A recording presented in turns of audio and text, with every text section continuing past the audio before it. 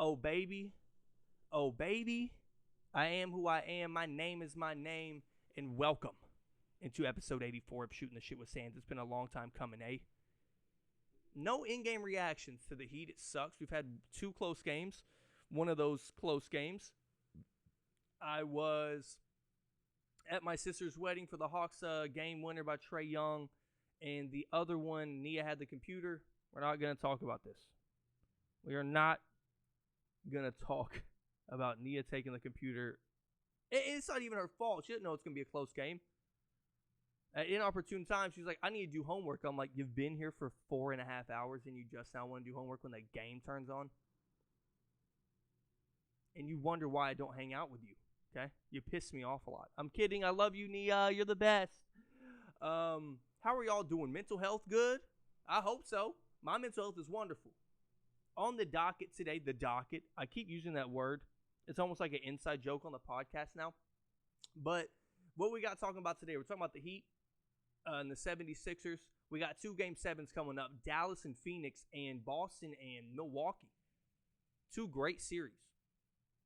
I'll give my predictions for those Game 7s, what I hope for, what I think will actually happen, things of that nature. And Memphis just lost to Golden State. And I'm really going to go over Golden State's flaws, but I will compliment them as well. I'm just talking about their weaknesses whenever they play somebody on the other end, like a Phoenix or a Dallas, the problems that they will face with those teams. I will talk about what we will face with the Celtics or the Milwaukee Bucks. And yeah, that's what it is. But we really have some hard-pressed issues that we have to get into. This has changed everybody's life now. We have changed everybody's lives. Ladies, I know, it's going to be rough for y'all. They have taken away Instagram filters in Texas and Illinois. And I'm from Texas, ladies. And the thing is, I'm here to tell you, I think I'm fat. And look at my face right now. Look at my fucking face. It is round as shit. It looks like a powdered donut. Look at me. I'm not saying this. I drink a lot and all that. So do y'all. But listen, I don't say I'm the most attractive. I don't think I'm the shit. I don't. In my household, I do. But this tub of mayonnaise, right? This tub of mayonnaise. This Amy Schumer body. That's what I am. I'm the male Amy Schumer, but I'm actually funny. See, I talk about my personality. I think I'm a good person. I think I'm funny. But I know I am built like a tub of mayonnaise. I know I am built like the Michelin man. But at the end of the day, my personality pulled a baddie. All right? That's what happened. It is what it is. And ladies, you got to go out and find you a good man. Like, women really, at the end of the day, women sometimes pull attractive men. Pause. But at the end of the day, most of the time, the hot women that you know from high school always end up with like a fat frat boy with cowboy boots on somehow. I don't know how that works, but usually all the baddies end up with like a dude that's way below their level of attractiveness. Pause, I'm not judging men, but I'm just saying, she could have done better. She could have done better. But that's that trauma. That's that Mother's Day trauma. When Mother's Day comes up or Father's Day comes up, you get emotion. You're just crying in your bed because you got mommy or daddy issues or both. They were never there for me. They never were. And that's okay, ladies. But I'm just letting y'all know, when I'm on Tinder, I don't do that anymore. When I was, Jesus, forgive me. When I am not on Tinder. It is deleted off my phone. That is a fact. When Nia gets home, she can look. I'll delete it before she gets home. Kidding.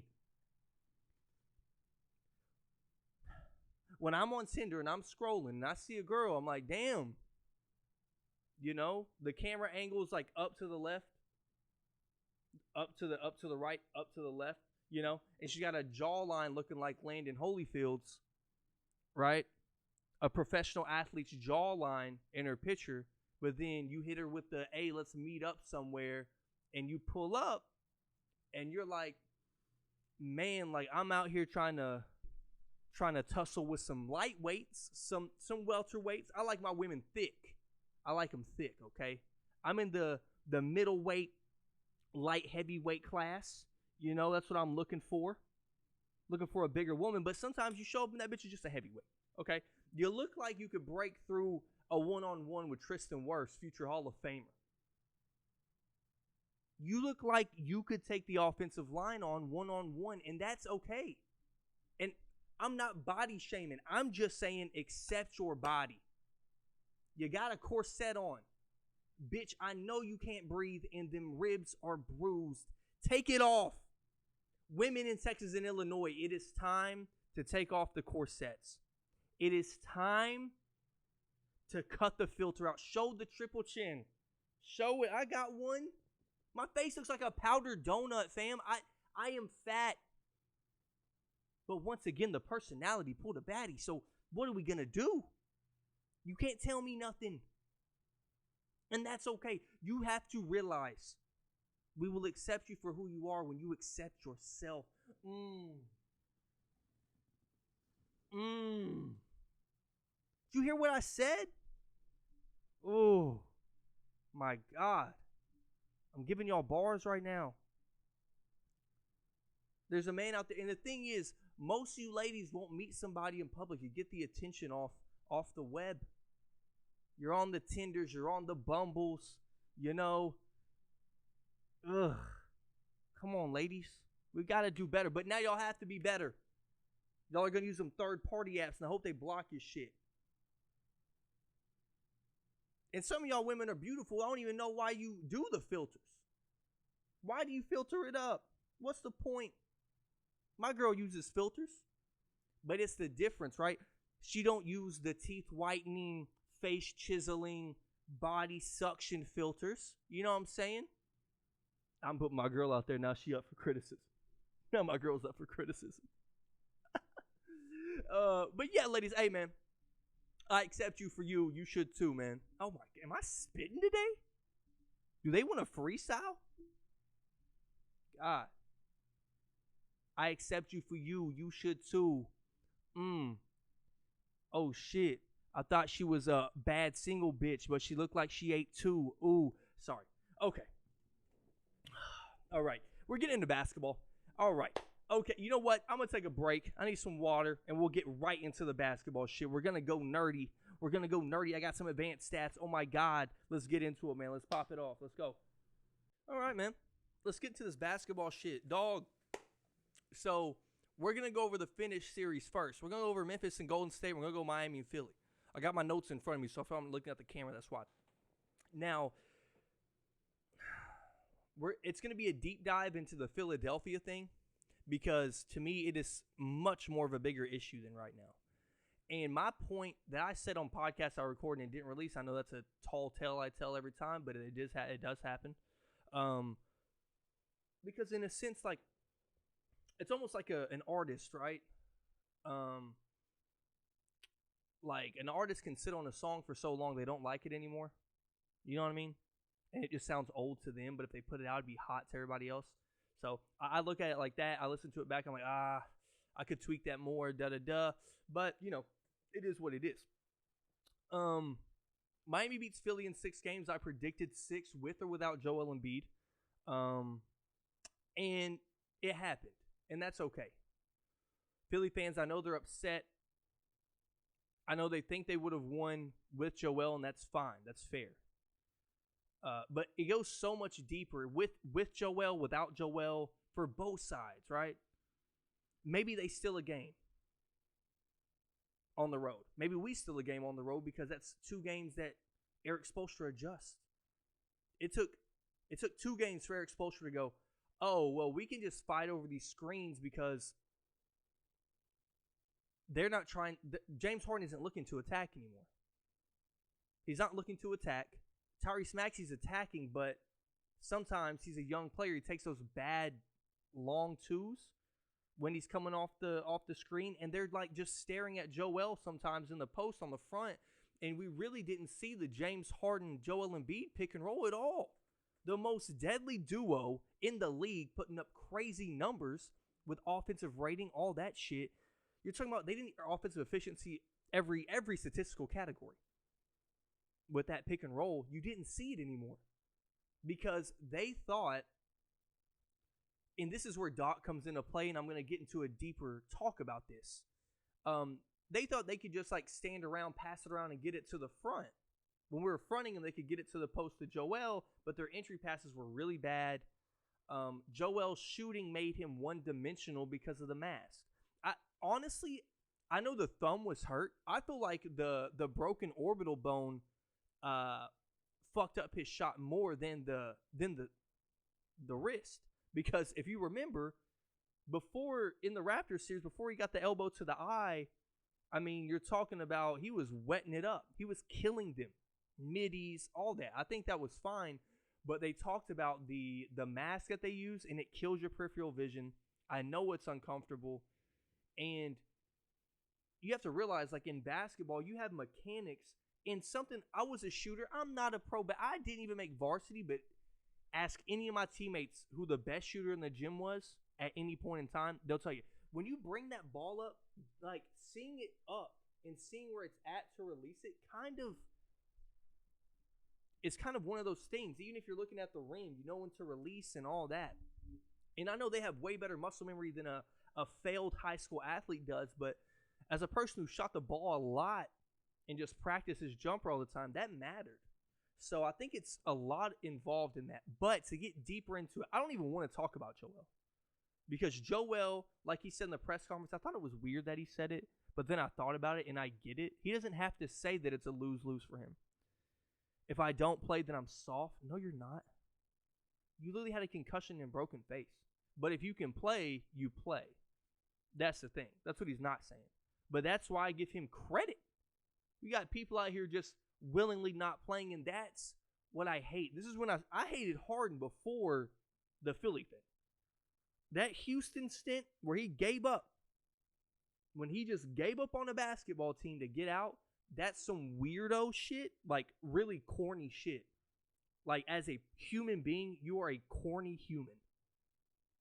You are a corny human to use your on-court play as leverage when you could do the John Wall. I'm going to sit out because this ain't working for me. I'm going to sit out until you trade me. Not, let's tank on the basketball court. Let's destroy this season. The Brooklyn thing, he was playing bad already this year.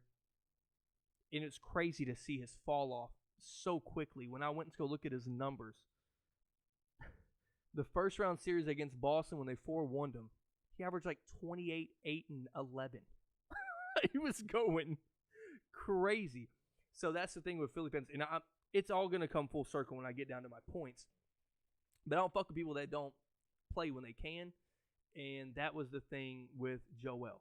And maybe that's the thing with Harden with his injury. He may be injured. I don't know. But I don't think so. I don't think so. Because you have to remember, he took all that time. He sat out for the Brooklyn Nets. And when he got traded, he sat out. He was like, nah, my hammies hurting. I can't play. But then he came back. He could have sat out more. They were like, yeah, we'll be patient with him. If he's hurt, he's hurt. And then he came back and he hooped the first 5 games, and then he was done. Now, I don't know if that's a coaching issue or what, but it is what it is. Now, I said the James Harden thing would be a problem, guys, and it was.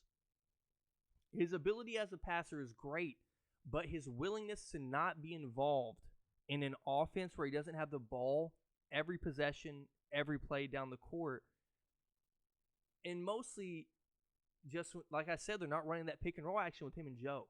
They weren't the whole series, and I don't know why. Because at the beginning of this, when Joel first came back, they were. And it was forcing a switch. And then it seemed like they kind of went away from it because to me, it almost seemed like when you watched it during the regular season, they ran it every play. Does that make sense? And then you start noticing during the Heat series, like, oh, they're not really running it that much. And it wasn't working out, I guess, when they did run it, so they stopped doing it. But the James Harden thing, man, listen. If you look at the numbers, it's very crazy to look at the numbers. Between the Raptors series and the Heat series. Shot attempts per game, exactly the same, 13.2. Makes a game, exactly the same, 5.3 in both series separately. It's fucking incredible. I was like, This is the most consistency we've ever seen. And that was my whole point when I was talking about him. This is consistent bad. This isn't up and downs. This is consistently bad. He hadn't put up 25 points before that Heat game. Ugh. In a month, 2 months, whatever it was. So the James Harden thing showed, and this is where it gets kind of deeper, because I do think he has most of the percentage of the blame if you want to blame somebody. I think Joe's is very low. Joel's. I think the organization as a whole is to blame as well. And coaching. Coaching, this is what I was getting to, coaching. But the coaching aspect is so big to me. Because one, I am a Doc Rivers, hater, I would say. But I think I'm a hater because I'm a realist. We talk about, Twitter always reminds us, and it's so true, that Celtics championship is the most overblown championship of all time. The most held on to, grasped championship ever. Right? I'm just thinking about the LeBron narrative where they were in the finals the year before, and then LeBron stomped their fucking heads in, and then they all of a sudden became old that year. Anyways, he beat them when they were old, even though they were just in the finals. They were in the finals the year before, right? But then they just became old. Anyways, love those fake narratives. To get to a real point here, as I'm just dancing around topics, this organization has really hard decisions to make that can't be made almost. With the James Harden thing, you basically have committed to him. You gave away your young asset to get who you thought was still a superstar. That is a washed superstar. And he could prove me wrong, guys. He could show up next year and average 30 somehow. And I would be boom. My head would be blown. I'd be like, holy shit, dude, he's back. And I would admit it, he's back. But the points that were being made on him for playing bad were insane. Talking about the ball. Is it the new rules that they made? Insanity. But anyways, the only way they can do this, to me, they have to reconstruct this whole roster. To me, Danny Green tore his ACL and LCL. That may be a career-ending injury for him. Talking about a guy in his mid-30s, going to be out probably a year and a half. And he may do the I'm going to make a comeback thing. But do you want that contract on your team if he wants to come back? I don't think so. Tobias Harris played pretty well. And this is where the coaching thing comes in too. Tobias Harris was getting guarded by Tyler Hero, who just in the playoffs is ranked the 98th best defender in the playoffs. That is played in these playoffs. He is the 98th ranked defender, according to NBA.com advanced stats.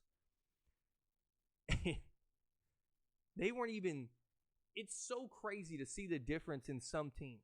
Like, you have a guy like, I think James Harden is a basketball genius. I truly do. As in manipulating the game. Same with Joel. But like, when we played LeBron and them in the bubble finals, who was in a pick and roll every play? Tyler Hero and Duncan Robinson. They didn't give a fuck who they were guarding. They were in a pick and roll. The Sixers didn't do that enough to me. They didn't do that enough. But when Tobias was getting guarded by Tyler Hero, he was cooking his shit. But Tobias Harris is your fourth option on offense. So he's coming off a pretty good playoffs. I think you ship him out. And then he's on his fourth 15 in the NBA so far already? I mean, Pistons, wasn't he on the Pistons? The Clippers. Who else was he on? I remember him on another team. Other than the 76ers. Do I need to look this up? Anyways, yeah, I'm going to look it up while I'm talking. But yeah, it just seems as though the organization is in a really bad spot. And the fucking $37 million player option, man, is crazy. Oh, he was on the Magic and the Bucks. I didn't know he was on the Bucks, not going to lie. The Magic is what I was thinking of. So 1, 2, 3, 4, 5. He's already on his fifth team. I knew it was a lot. So he could be going to his sixth team in these limited years in the NBA already.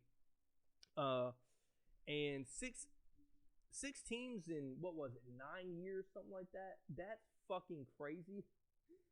And that's just wild. And I know Doc came in, they think he can reach his full potential. But with this roster, they need a tough guy like a PJ Tucker. They need that. They have to me, their team isn't awful, but their depth is dog shit. That's why that depth thing comes into play. I know Joel was hurt, but saying he wouldn't have had a bad game or something like that in a series is kind of dismissive of what Miami can do defensively. And once again, the adjustments they would make, just leaving people open and stuff, and maybe that would open up more with Joel. That's why it gets so much deeper than just an injury to Joel. You get what I'm saying? Like, that one thing of him missing 2 games is a fucking Pandora's box that if you open, you could go on a tangent for an hour and 30 minutes. You get what I'm saying? There's so many counters to a counter to a counter to a counter to a counter type shit. But I think the 76ers are in some real trouble when it comes to building this team because, in my opinion, we've seen it before where nobody wants to let a guy walk for free, no matter who it is, mostly when it comes to those guys who have that name on the back of their jersey. You know what I'm saying? They don't let those guys walk. Doesn't matter if they're aging or not. Kyle Lowry. I mean, shit. There's Kyrie Irving in Boston, I believe, happened that way. There's a lot of guys that you're not just going to let walk. And he is one of those guys, in my opinion. So if they extend him, I saw Spot Track. He tweeted, the dude that runs the account tweeted that he would be due 60 M's towards the later parts of that contract. And guys, you have to remember that him and Jimmy Butler are the same age, and that's what I wanted to talk about. See, I know that was the story, right? This is my whole point of the playoffs. When your season ends, people start talking for real and in more extreme ways. They lightly touch on things, but when the season ends, it's over. 2-0 in the Sun series, the Mavericks are too isocentric. It isn't going to work. Then they tie it up. Game 7 going into this. Is Chris Paul washed and is he old? These are the shifting narratives. When people think your season's about to end, they start giving the real hot takes. They start giving it. Oh, Trae Young got locked up 4-1. Is he really up there with those superstars? Like, this is what we're talking about. It always comes out when this season ends. You got Stephen A saying James Harden should be investigated. And I didn't shit on James Harden that bad. I did good. But Jimmy's brilliance in this playoff. So in this series in particular, he scored 165 points in 6 games. Not another teammate had 100. Had 100 points. Now, one dude had 99, but it just sounds better when you say no one else had 100. So he outscored his teammates by the next teammate by 66 points. Okay? He was the leading scorer in 4 straight games of this series. He was averaging 20 shots a game, shot over 50%, and I said third quarters. Jimmy Butler's third quarters in this playoffs. He's averaging 10 points a game. In some of these games, if I really would have deduced it down to the ones that matter, the first 2 games of this series didn't even have a 20-piece because we were blowing the doors off of him. So he didn't even have a 20-piece, and he's still averaging almost 30 for the playoffs. And he combined for, 28 points in the first 2 games, 26 points? Didn't even do anything. He didn't have to. In the third quarter, he is averaging 10 points per quarter, or per the third quarter, on 61% from the field and almost 40% from threes, at 39% from three. And you see it in these second halves where he knows, okay, the third quarter, and if you see all these teams, it kind of dictates it. It's like we always talk about the Warriors' third quarter runs or this team's third quarter coming out of halftime with those adjustments. And then you see Jimmy Butler when we lost game 4, he was out there going fucking crazy.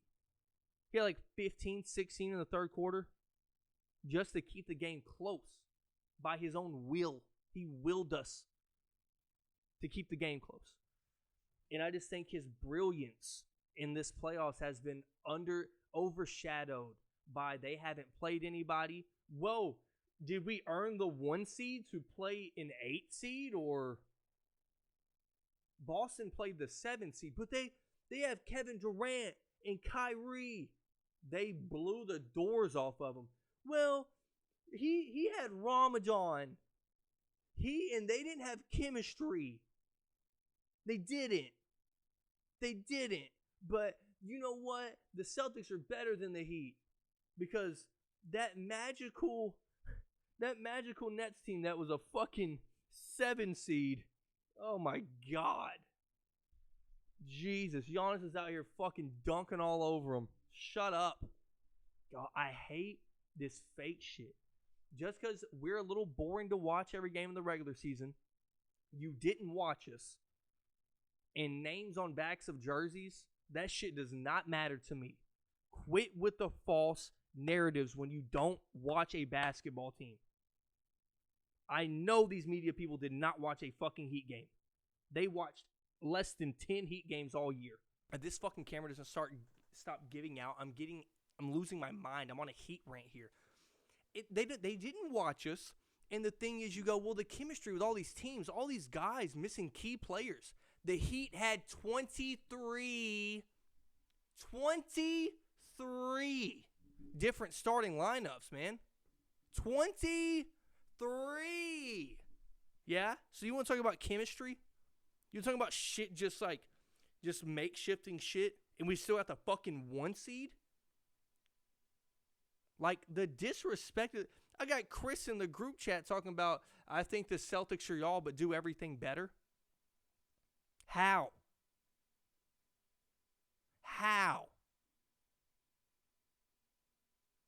I can't wait. I pray to God they win, because I respect the Bucks. I don't want nothing to do with the fucking Bucks. I'll tell you that right now. I want nothing to do with the Bucks.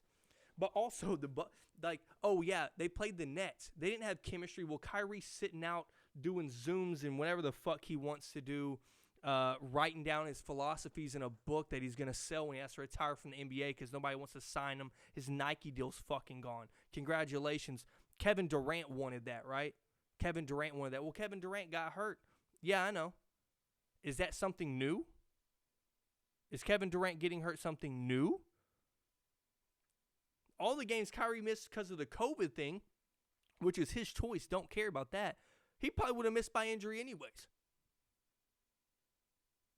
This man Kyrie has played like 40-50% of the game since he's been in net. And guys, I keep saying this shit. Kyrie Irving is in season 11. I had to make sure I wasn't tripping. He is in his 11th season, and we talk about him like he's this fucking coming-of-age superstar. Kyrie Irving's body's about to deteriorate. That's what's going to happen to his fucking knees that he's had 12 surgeries on already. Lord have mercy. Everybody's got an excuse. The fucking Bucks go against the Bulls. It looked like it was going to be a series there for a second, didn't it? Everybody wants the fucking Bulls. And y'all go look at all the little analysis people that are now saying we don't know anything about the Heat. They haven't played anybody. I love that excuse. They haven't played anybody. And then they're like, at the beginning they were like, the Hawks. The Hawks may pull this upset off. The Hawks could win. I got the Heat in 6 or 7. Yeah, I bet you fucking do. You fucking morons. But y'all can keep sleeping. And like I said before, this is a lose-lose. Joel want to talk about a lose-lose. It's a lose-lose for us. We could lose on a buzzer beater in Game 7 to the fucking Bucks, the defending champs. And it's like, told y'all they were frauds. Told y'all they weren't shit. I can't wait for the next one because everybody's already crowning the winner of the Bucks and Celtics the Eastern Conference champion.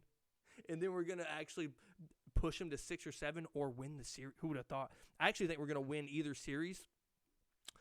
Just because the difference with the bubble frauds. I have the stats here. So let's just give an example on the Heat, right? So when we were bubble frauds, we were 7th in offensive rating, 11th in defensive rating. We had 6 guys averaging double digits. And this year we have 5 guys in double digits. That's with Kyle Lowry missing half the fucking playoffs and then playing on one leg against the 76ers, throwing up bricks all game. They were both. This team is first in three-point percentage in the league. That bubble fraud team, we were absolute frauds, right? Just fraudulent. Just a shitty team, really. Just a shitty team that got lucky, stomped out a player that averages, in 20 games, Giannis averages 21 points on us. 21 points. And I'm not even going back to his rookie year. I literally do it at the start of his fucking prime in 2018-19. Really, when he started becoming arguably the best in the world, he averages 22 points. And then the best player on the crown of the Eastern Conference already, the winners of the Eastern Conference, Giannis and Jason Tatum. Jason Tatum averaging a astounding 21 points a game on 43% shooting. An astounding 21 points per game. People just shut up. You don't know shit. And then, like I said, all those stats about the bubble finals, the 22 playoffs this year, 10th in offensive rating, 5th in defensive rating this year. Better defense than the bubble team. Way better defense. And then last year, just to show the difference, like we weren't the same team because we had a 70-day layoff. You know, we didn't get the full off seasons of the Bucks and the Suns, who won 8 straight games. So everybody's like, they were for real after the bubble, but they aren't bubble frauds because they were winning in the bubble. But people that advanced in the playoffs are bubble frauds because they won in the bubble. Do you see the hypocrisy of everybody? Do you see? They're like, oh, that's a young, shitty team, so they prove something to us. But this team that has been smoking everybody all year, they're frauds because they fucking curb stomped the Bucks and made them look like shit. And then last year, we were ass. Defensive rating, we're always going to be good in defense. 7th. Offensive rating with all those starting lineups, all those injuries, all the COVID protocol, all the COVID lineups that we had. We're fucking Duncan Robinson shooting 23 shots a game. 18th in offensive rating. Just one of those things. And we were 19th also in three-point shooting. So, but we're bubble frauds. We need to get off this because I'll do this for fucking 29 minutes. I swear to God, I will be pissed off about this. I've talked about this series for way too long. Okay, on to Memphis and the Memphis Grizzlies and the Golden State Warriors. So, obviously, without Ja, you knew they weren't going to win. But that game, like the Heat got their ass whooped when we went on our first away game. Joel comes back. Desperation team. That's the thing that also, and this is a playoff narrative. I'm not going to harp on that series.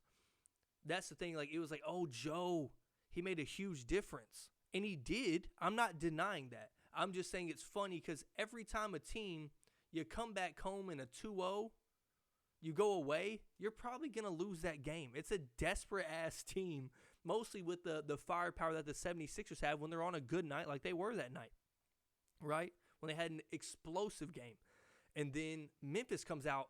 We took an ass whooping by 20. That ass whooping was crazy. And I'm such a horrible person. I watched basically the whole game because I watch TNT games to watch Charles Barkley talk, Shaq talk, and Kenny talk, and Ernie. So that's why I watch those games.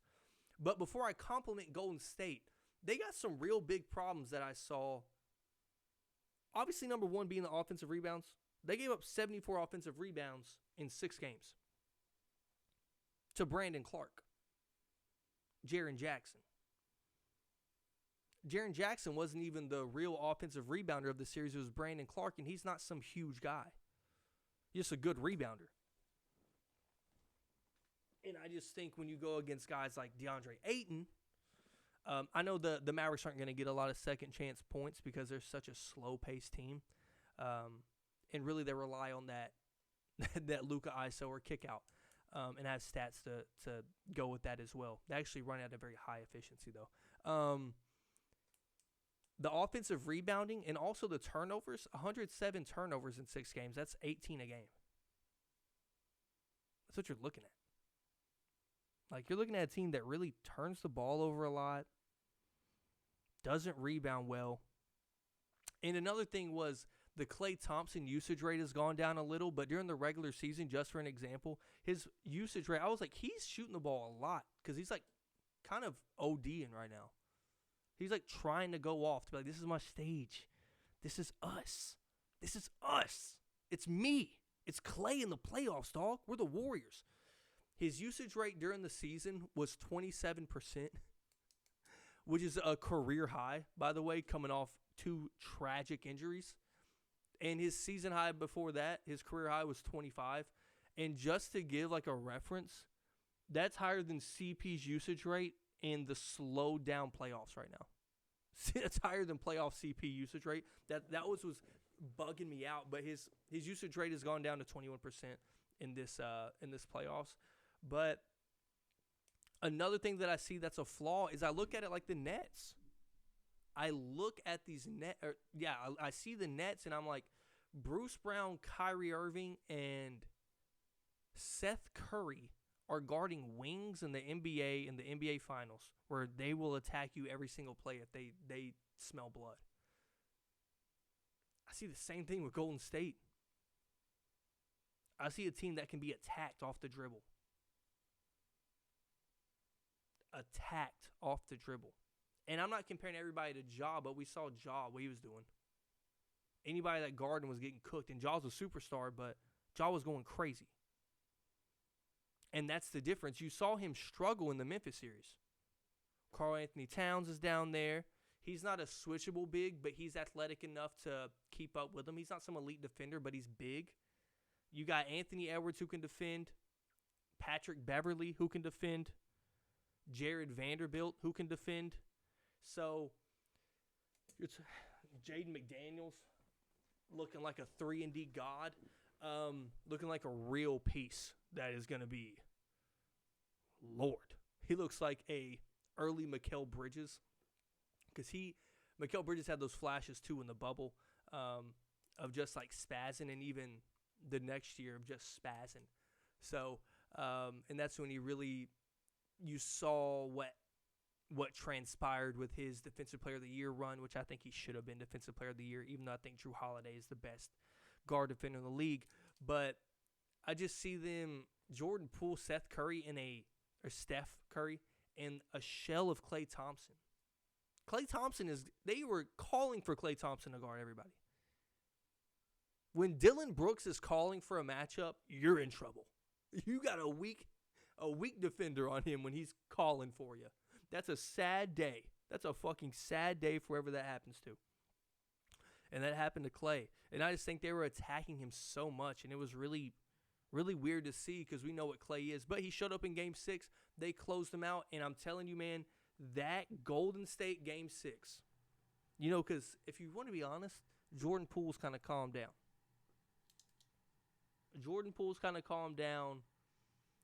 Klay Thompson's numbers are where they should be at this point with his injury and coming back for the first year.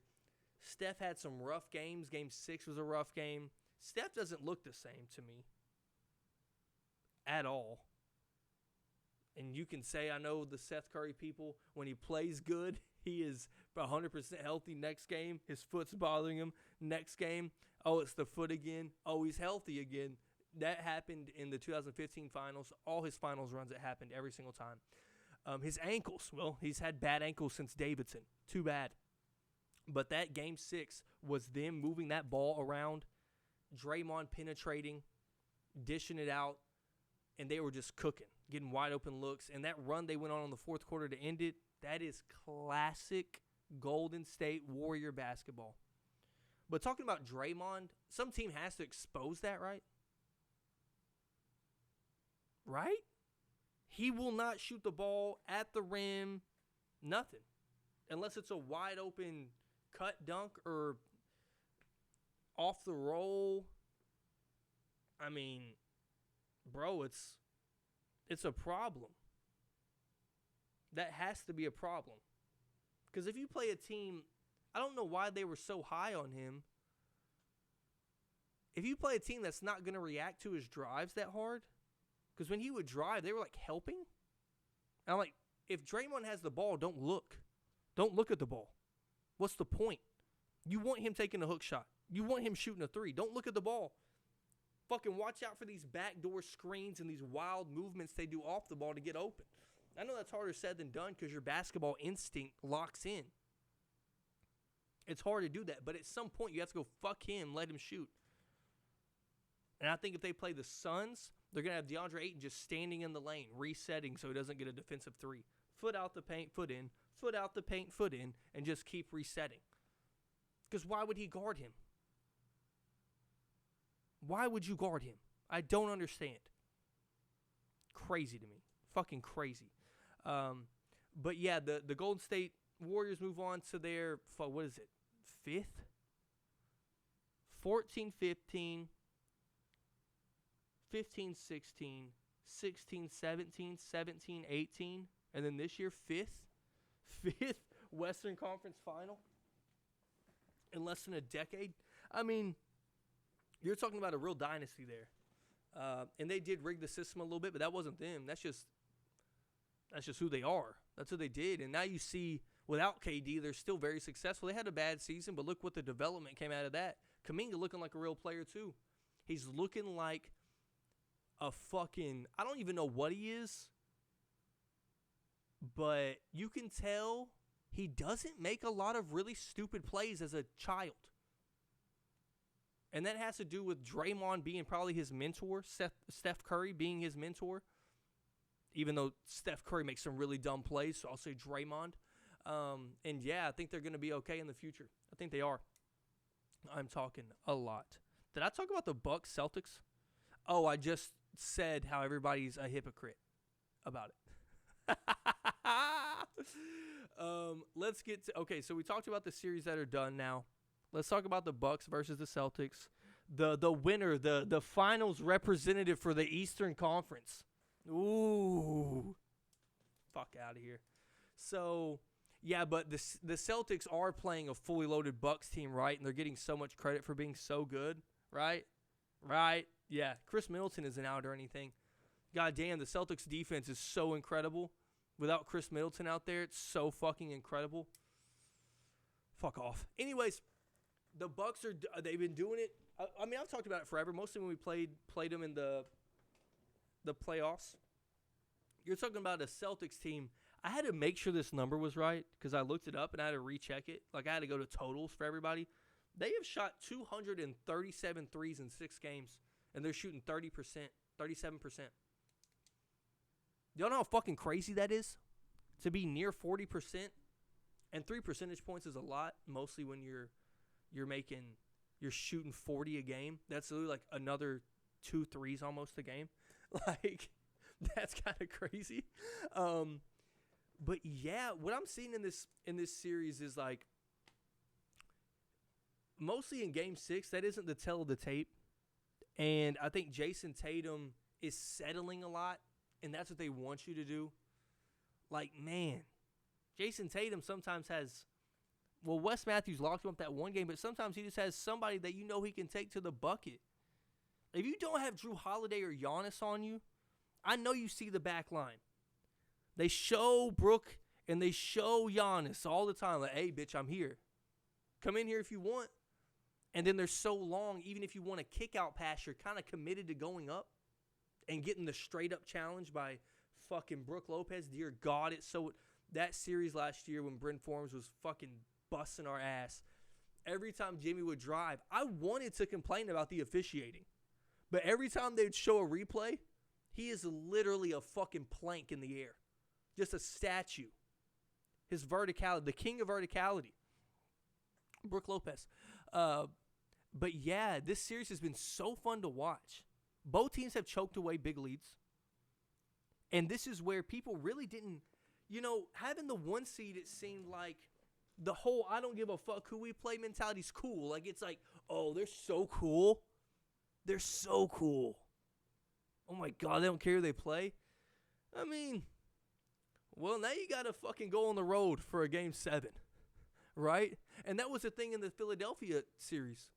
I was like, even if they force a game 7, we've been kind of busting ass at home. So I'm cool with it. That's what having home court advantage does. You get to start off with really, if you're if you want to play like devil's advocate and say you can give up 2 at home, that's kind of hard. But you may start off with a 2-0 lead already out the gate. Or you win one, get some momentum. They stole one. We're good. Let's go steal one at their place. And then it's a best 2 out of 3 like this series is. With you got 2 at home. But then it flip-flopped. They lose Game 5, win Game 6 away when they should have won Game 5. They lose Game 6, or they win Game 6, and it's just been remarkable. And, I mean, Marcus Smart makes some really dumb plays, but he's shooting 44% from the three-point line this series. They have, if you go look at their stat sheet, Jason Tatum is the only one shooting on like 40%. That's a player that really matters. Like Peyton Pritchard shooting 20%, shit like that. But the other players are fucking smoking these threes. And that's what you got to do, and they have to do that Game 7. Because I want the Celtics to win because I think we match up well with them. I'm just going to say it. The Heat match up well. All right? And would you rather have the Celtics or the fucking Bucks where Chris Middleton may play? Right? And I think it's a dangerous game for the Bucks that Chris Middleton's been out this long for about a month. Or could be out for a month, sorry. He's been out for a while. I think it's a dangerous game to play him. I think it is. Because what if he becomes a detriment when he's off? When those shots could be Giannis getting a bucket. You know what I mean? And then it's closing time, and they run everything through Chris Middleton, and it's going to be habitual to run everything late game through Chris Middleton still. That's what you've done. And every time they play together, the big three, they barely lose. But you run that set with Chris and Giannis. Put the shooters in the corners, spread them out, lobs, middies. That's what they do. Post-ups for Giannis, easy buckets. But if he's not making the shots, that may turn that tide in the fourth quarter enough for you to lose this series. So that's a dangerous game to play to me. But once again, if your best players are available, they play. That's what you do. Unlike some people. We've already talked about them. So, and obviously the brilliance of Giannis has been remarkable. But what else? Guys, there's no debate if he's the best player in the world. I mean, there's like, the debate is done. Okay? The debate is fucking done. Let it be dead. Okay? There's nothing you can do about it. So, and he's actually a fun guy to watch. And these threes he's hitting, the clutch threes, what's happening? I thought you were supposed to be like, yeah, it's cool that you're shooting a three, and then you just whack up. Golly, these innings have been incredible. A thing I wanted to touch on for the pod, it's going to take me 5 seconds, and then we're going to get in this Dallas-Phoenix matchup, and then I'm going to be done.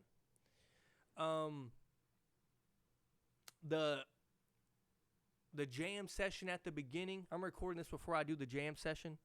I'm going to reset tomorrow and get hype. Or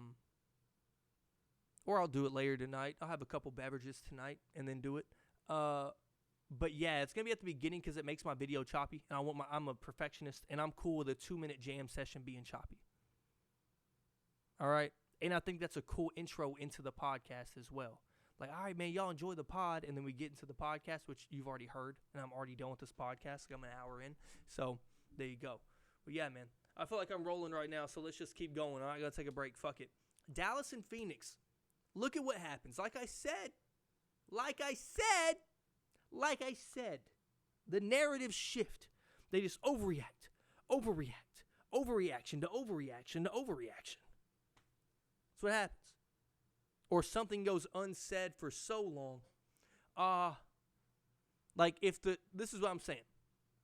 If the Celtics lose Game 7 against the Bucks in a classic series, they're going to be like, do they need to move on from Marcus Smart and Jaylen Brown?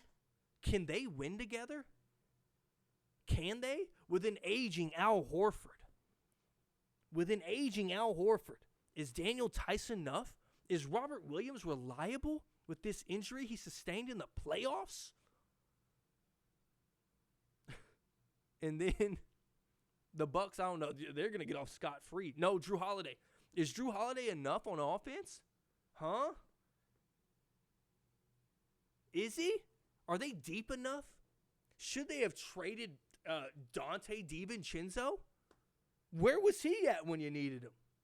If you're relying on Grayson Allen and Pat Connaughton, oh my God. Like, dude, chill the fuck out. They just won a title. My God.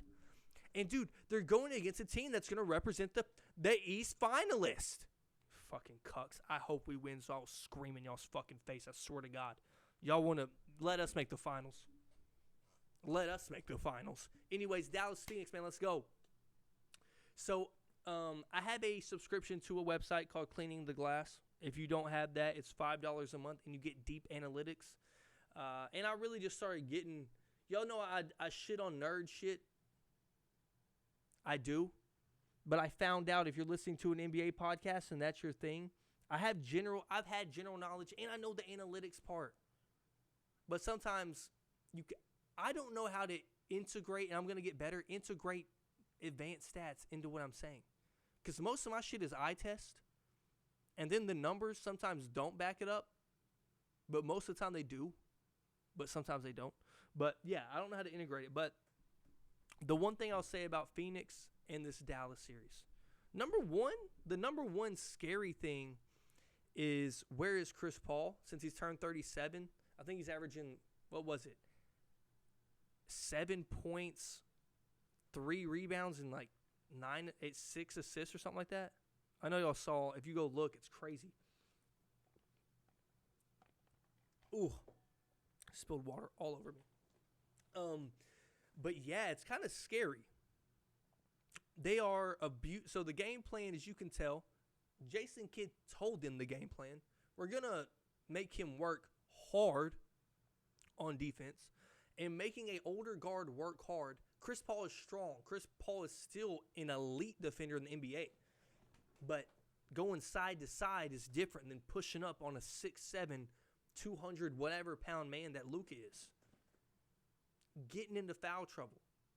Becoming almost looks like uninterested in basketball during the game. It's very weird to see that from Chris Paul. And knowing his reputation, isn't it kind of... It feels like, and I'm a big CP fan. Like, I have been a CP apologist, defender, everything since forever. I have an old school Hornets jersey in there that I can show you. And hopefully what I'm going to do, side note, I'm going to frame my jerseys and put them on the sidewall, and I'll set up the camera to be on the sidewall. I'm trying to do that. I think I'll make it look cool. I got to find some cheap frames, though, because Hobby Lobby, they try and bust my pockets down. Anyways, it's very weird to see that. But it's looking like, man, listen, Chris Paul has some bad juju in the playoffs. And I said this in my group chat before all the tweets came out. When are we going to start reporting that he's hurt? I know Kevin O'Connor said that, and I bet another couple people said it. But I said it in our group chat before it happened. It was halftime of that game, or like after the first quarter. I'm like, Chris Paul has to be hurt, right? And it started making sense to me. I'm not saying he is. I'm not giving him an excuse. No. He's playing like dog shit. He's getting in foul trouble. He's not aggressive on offense. He's not getting the open looks we're used to on offense. It's getting created by Devin Booker. And the pick and roll isn't getting exploited like it used to. Or like it was earlier in the series. They made adjustments. Jason Kidd apparently is a fucking defensive savant. I said I can't use savant anymore. Defensive genius. God damn it. I'm not using savant. Y'all use it incorrectly. Go look up the definition. Anyways, it's not what I'm not going on this rant again. In me being the fucking grammar police and the definition police, all right, I'm not doing that. The thesaurus tyrant, not me. I just think it's crazy that he looks like this, and with his bad juju, his body language, it's starting to look like he's hurt and is uninterested, but I'm not giving him that excuse. I'm going to go with he's not hurt until it's reported when they lose or something like that. But it's hard for me in a Game 7 to choose against the best player in the series, which is what we have. And I really wanted to just expand on this Luka point that I have. Because I don't think people are talking about him in the right light still. They're just going like, oh, this is one of the best players in the world, and he could be one of those guys all time. No. He is second of all time in points per game in the playoffs by this much to Michael Jordan. He averages 39 points a game in closeout games.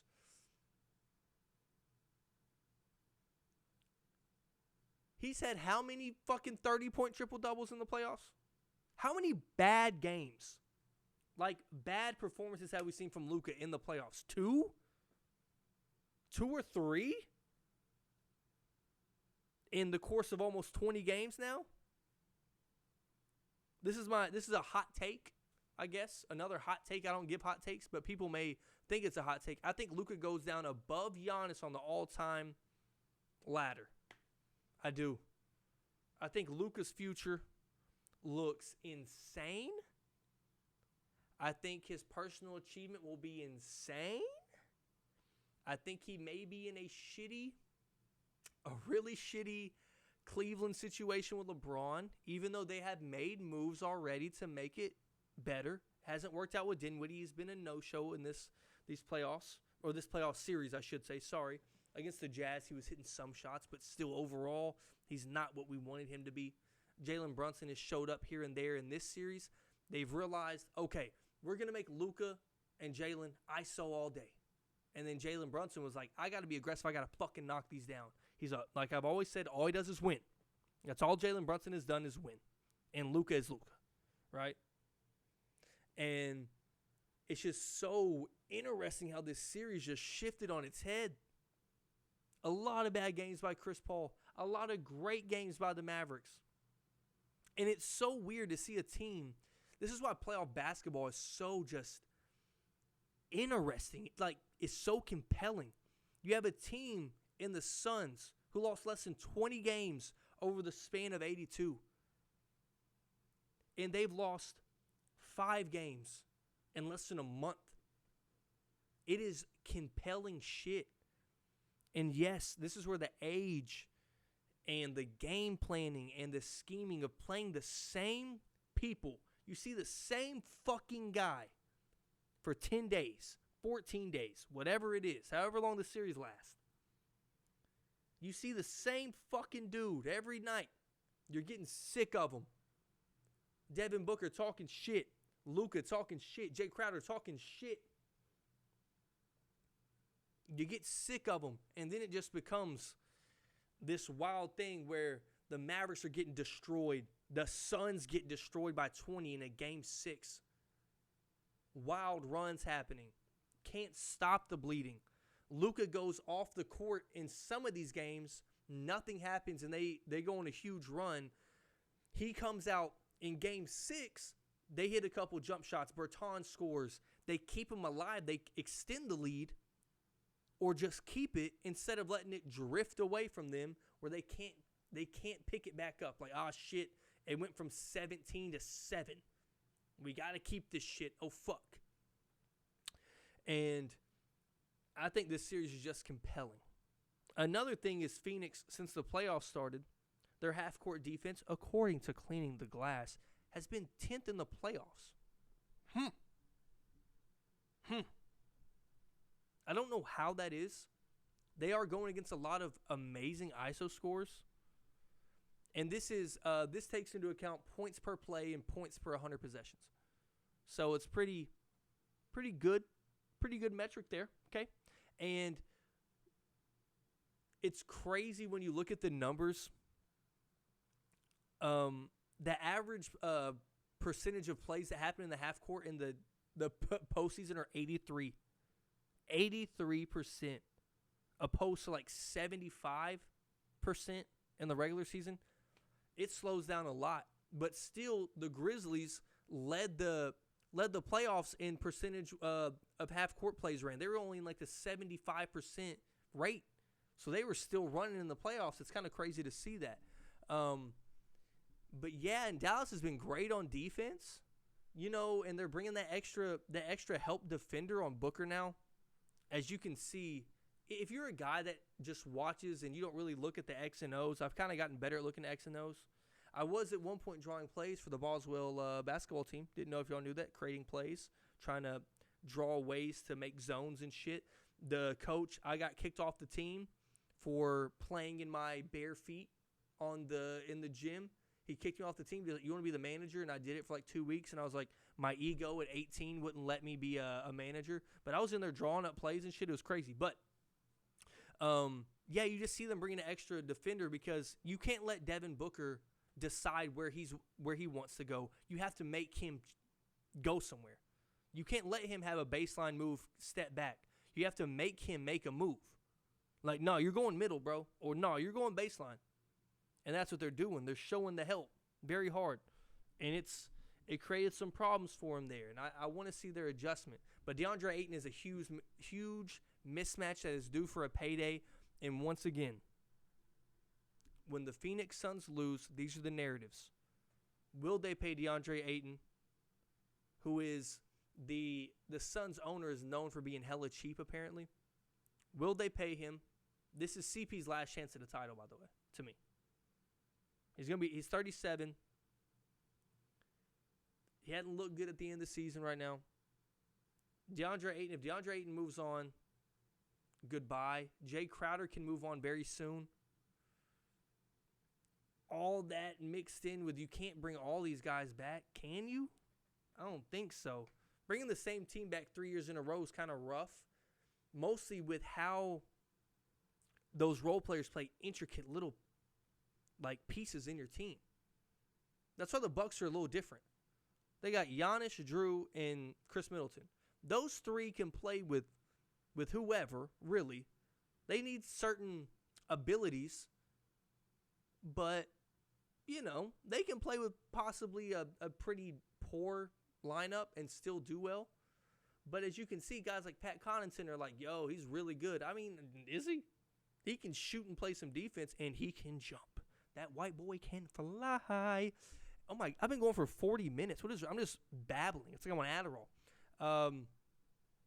But, yeah, and Bobby Portis, great shooter. But with Phoenix, you have to realize, man, like, how long can you bring this team back? Can Mikal Bridges take that step up to be the second best scorer if Chris Paul goes down a step? If you don't pay DeAndre Ayton, who are you going to go get to substitute him? Or if you want to pay and trade him, you could get a fuck ton for him, but why would you trade him if you're going to... Isn't it hard? It's hard. It's hard. But yeah, man, that's the podcast. Bitches, stop using filters, man. We need the real you. We love the real you, Sade. Sade, we love y'all. Okay. Hey, man, thank y'all for sitting. I was just in my rambling bag. I hadn't potted in a minute, and I just wanted to go. I know I spent a lot of time on the Heat, but that's my squad, dog. You know what I'm saying? So I got to talk about them and y'all's hypocritical stances. Shout out to y'all for being hypocrites. But for now, that's it. Hey, after this Suns game, the Mavericks game, and the Bucks and Celtics game, bro, I'm back again with another video after this is posted. So what the fuck is up with you? Content creator. Here we go. I love you guys. Thank you for listening. Always for the support. Like, subscribe, all that bullshit. Thank you for listening. H Sands is out. The Pod Goat. Deuces.